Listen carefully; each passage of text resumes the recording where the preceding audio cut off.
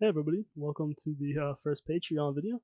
This is Lane. I'm the lead 3D artist for Venture, as you may already know. So all of the things you see around, like the creatures, the environments, that's all this guy.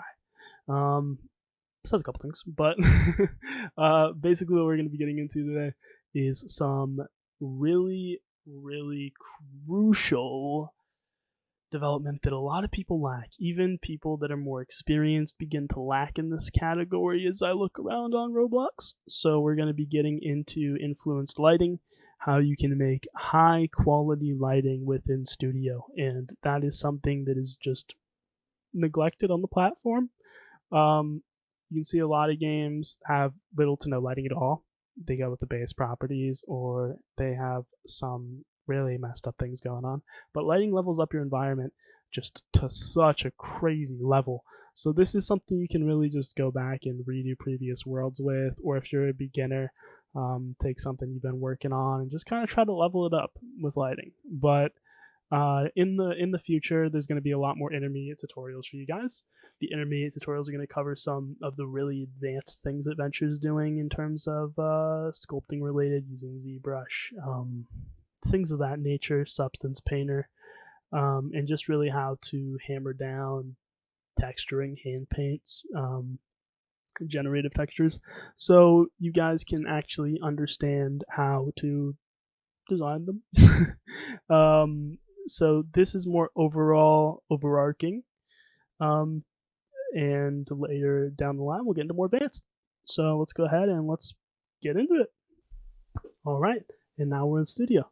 So let's first start off with what I have set up here for you guys is a completely lightingless Venture world.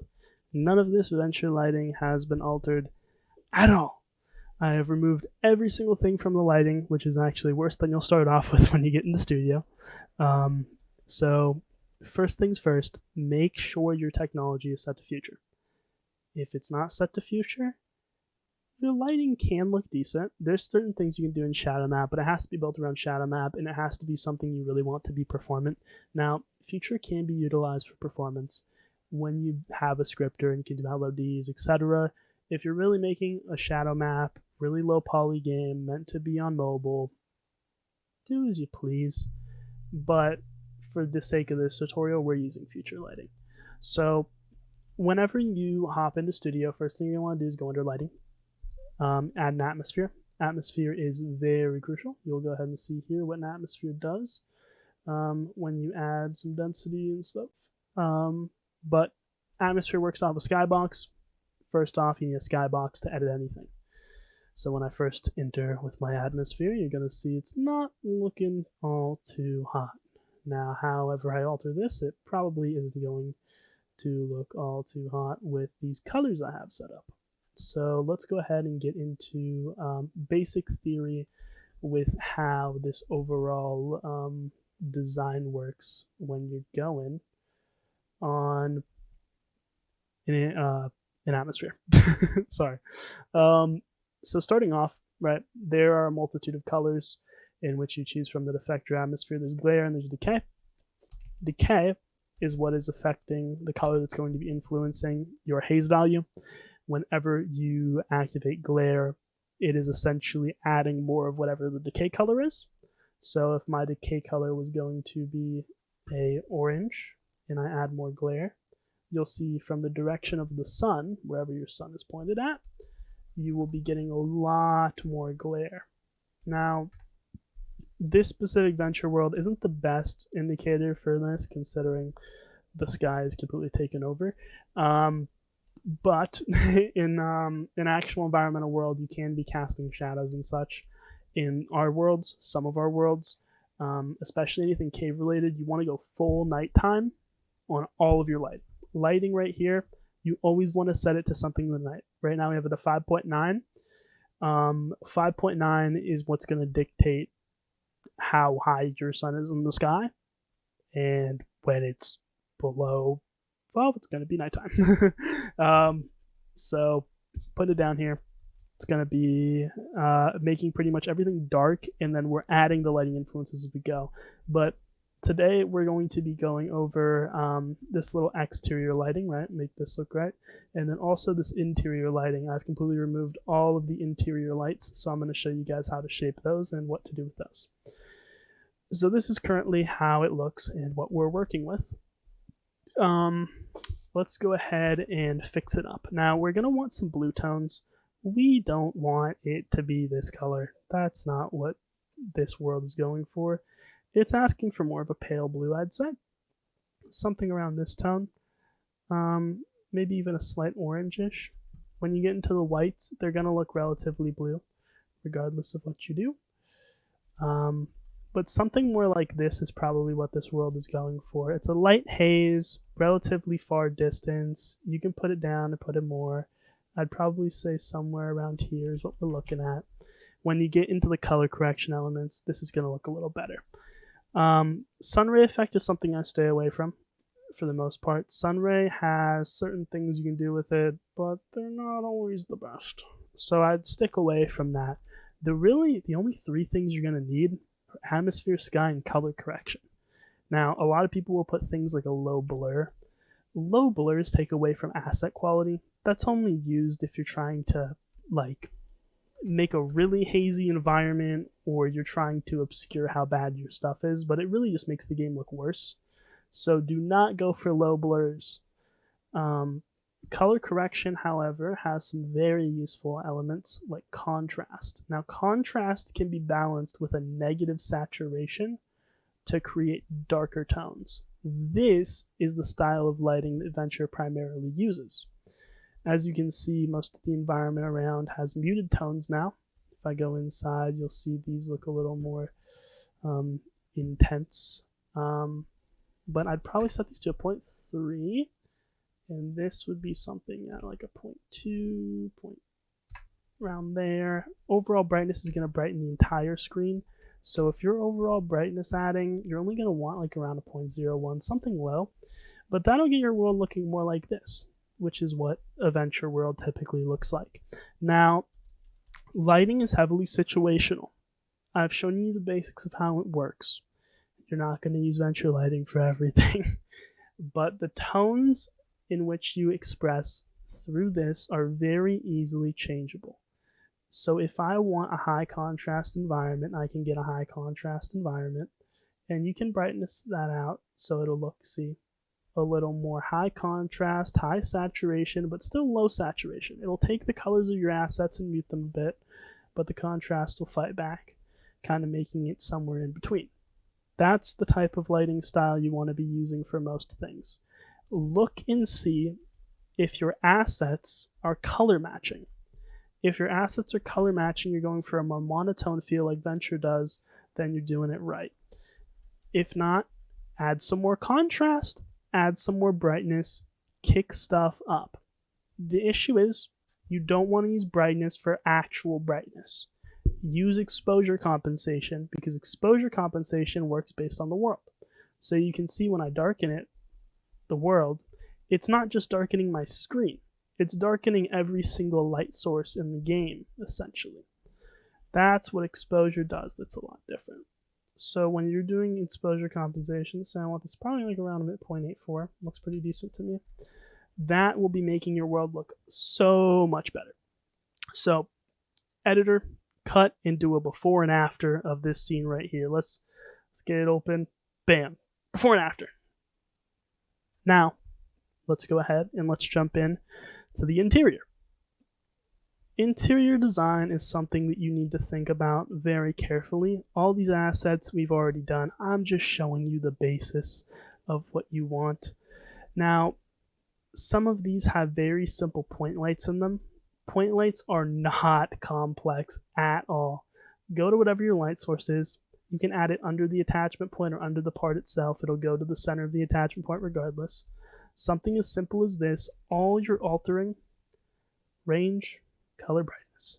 Simple as it gets. You want to turn shadow off because it's not performant. Do not use point light shadows. They are the worst.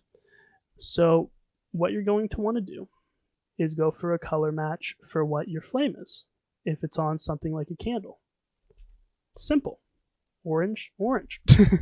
So now that it emits an orange flame, looks semi-realistic. You can do multi-layers to this depending on if you really need to, but just adding this around at tables provides so much ambiance where it's lost. So lighting related props is something to heavily look into. Now, there are other props that you can utilize in at least a game like ours, right? You can utilize things like lanterns for more broad lighting. You can see under this lantern, it is really, really, really dim. You can add multiple attachment points underneath lighting influence props to make them even wider. So if I want this lantern to light up even around this area, and then add a 0.6, we can add kind of a focused area of light in direct proximity to the lantern at a higher brightness, and then a low range exterior ring which provides our ambient lighting around it. Now, this is not our only source of lighting for the scene. If it was our only source of lighting for the scene, this doesn't look very good. However, when you get an interior light, which I'll make out here real quick, insert object, which for some reason appears in the sky for us,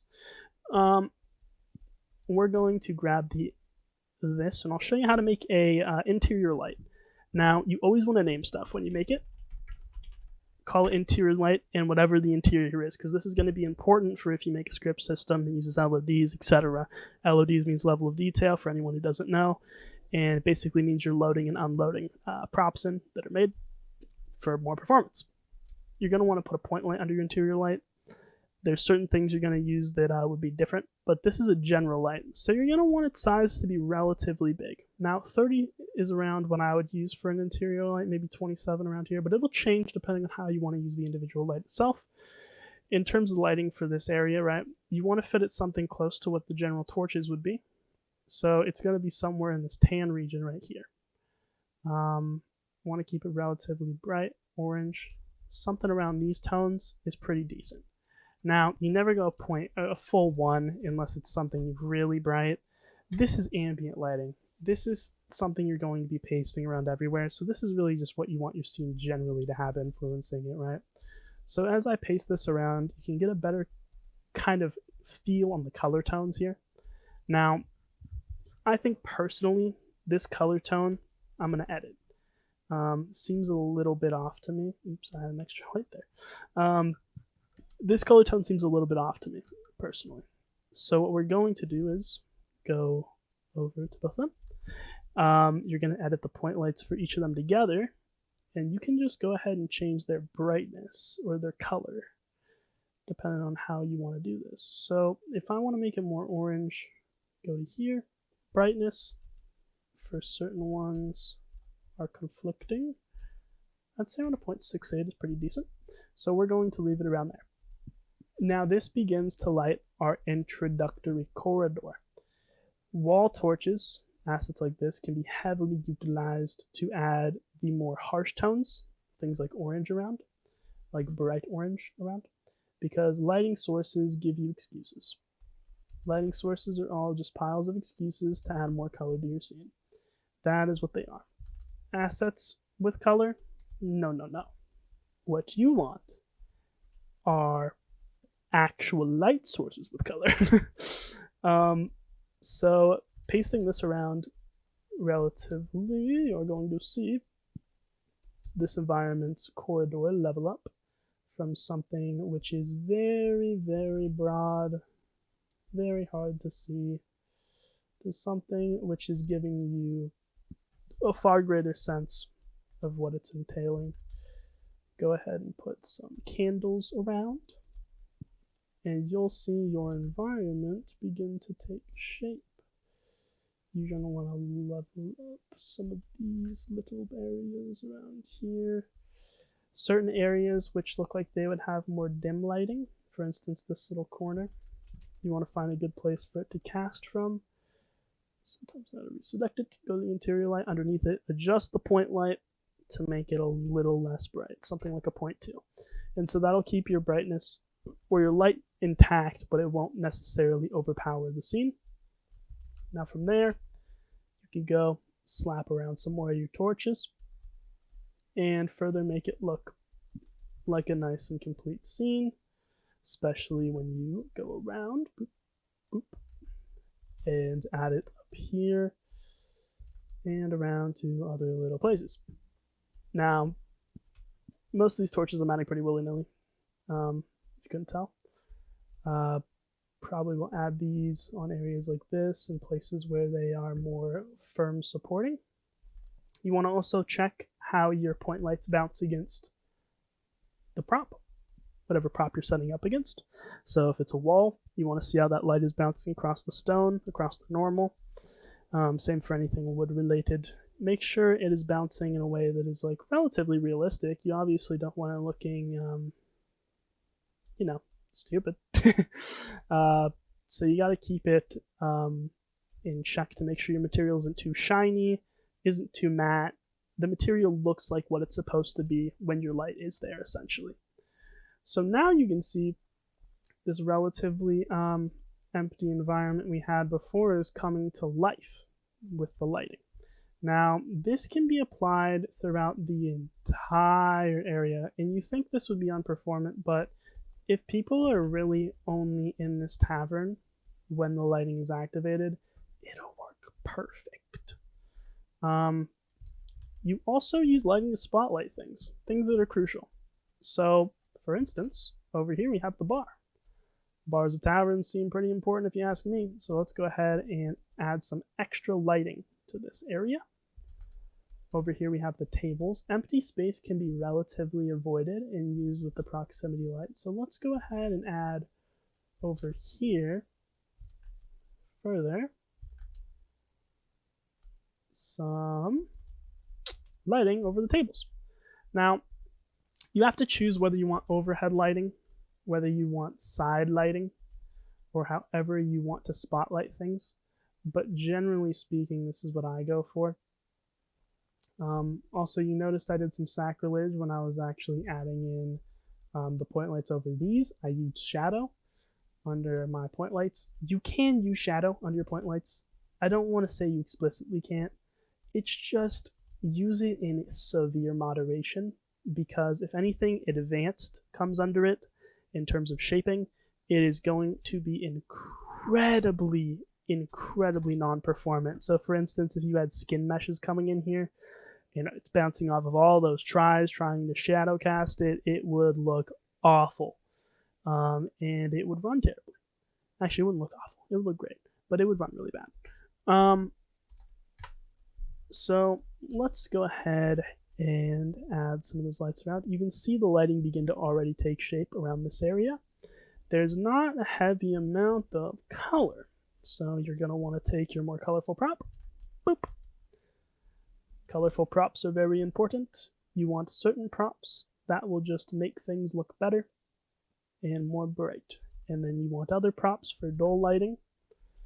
And that's how you should operate. That's the tutorial, baby. Dull props, bright props, colorful props, variety of props, lighting props. Those are what you need. Certain things like this, when you don't have lighting around them, you take this, you put it next to them, you see how the light bounces off it in the way you like. So you want it around there. Now, go down to where this is. Edit point light, range, bring that in. Gonna want it to be just influencing the barrels, pretty much. And now, something that was previously unlit is looking a lot better in the scene, as you can see. So, that's the basis of how you're getting that type of light bouncing within your environment. Now, further coming over, we can see that this part of the bar, completely unlit. Just use the same assets you've been. All you need are a couple. Whenever you have these interior lights made, you can really reuse them for lighting your entire interior.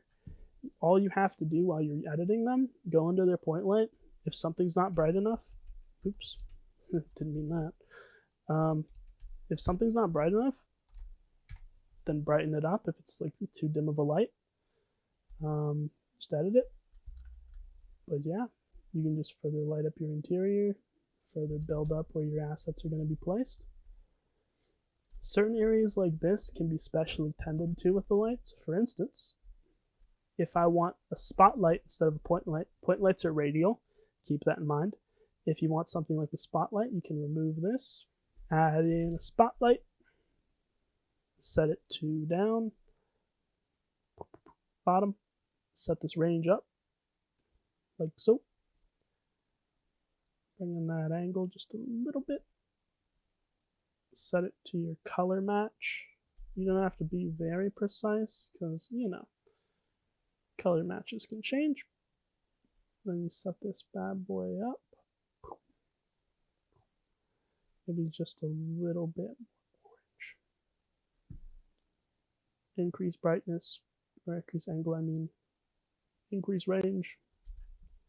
And now you have a very reliable way to light corridors like that with some nice influence lighting. And that actually looks like it's coming from the window.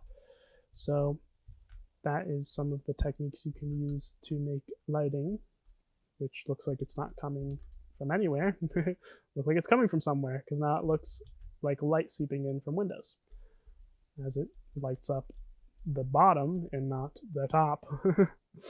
So there's also some booths like this. Booths around here can be lit up using the exact same properties.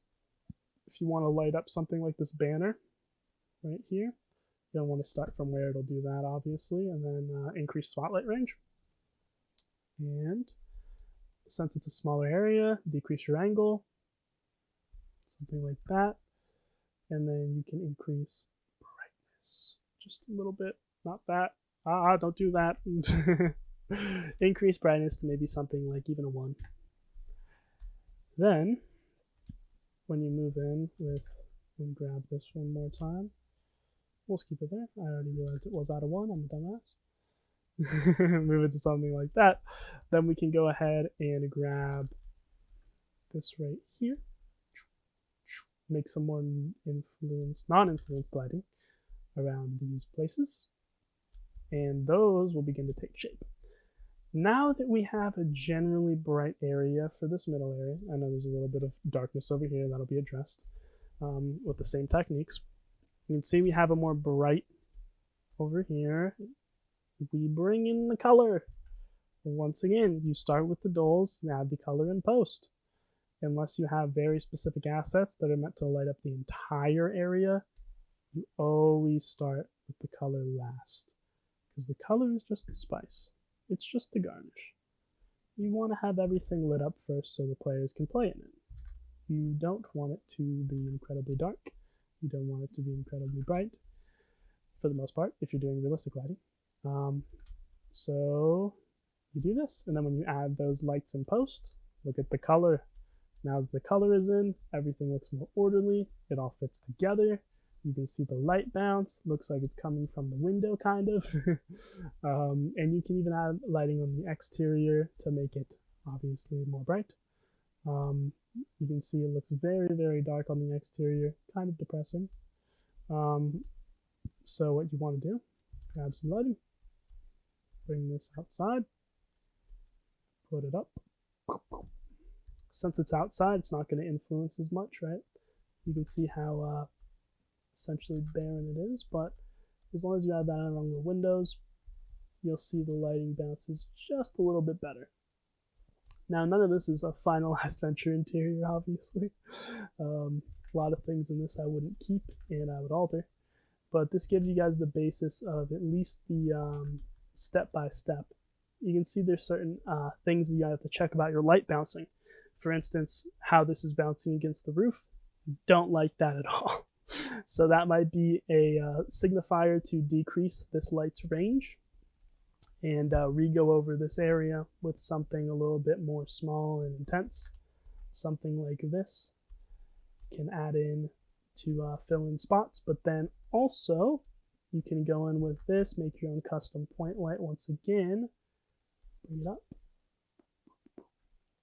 Just make it a little bit bigger on the range, or a little bit smaller on the range and a little bit brighter. Maybe something like a 0.3, 5-ish. And then make sure your shadow casting is relatively low to the ground. You can also do surface light, spotlighting. I don't like doing those. I just decrease range for the most part. Oops.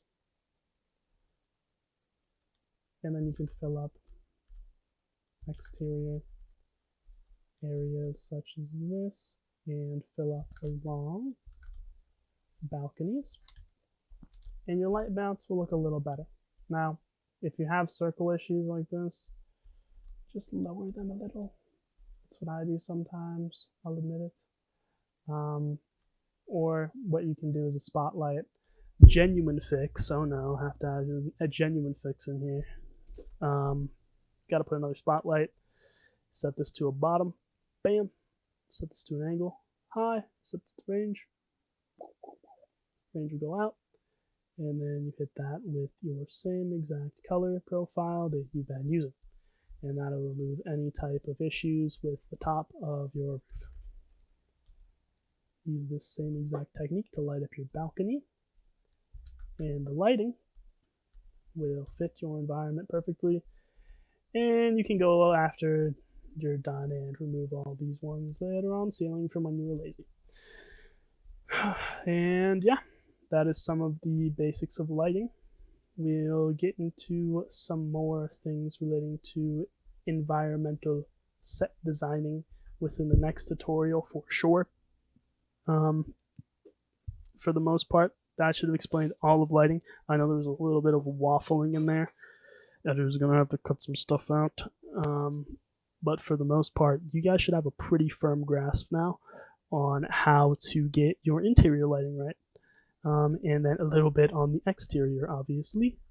But yeah, that should explain the basics. If anyone has any questions, remember, you guys are part of the chat for aspiring developers.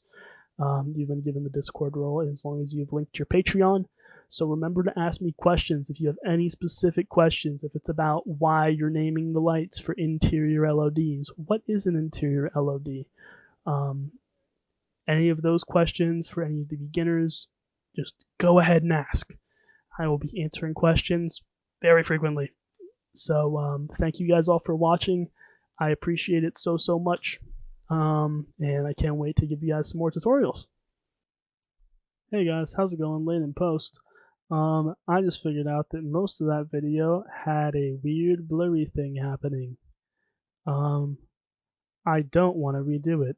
So I'm adding this little tidbit to let you know that issue will be fixed by the next time I record a tutorial, no matter how long it takes. So I am going to figure out how to fix that, and next tutorial won't have any blur during the tutorial. Thank you for sticking with me, and if you guys have any questions on this one, considering how blurry everything was, let me know. It also wasn't recording my subscreens, so like tabs within Studio weren't recording. It'll all be fixed by the next tutorial, especially the ones I do in Studio. But yeah, there you go. Sorry.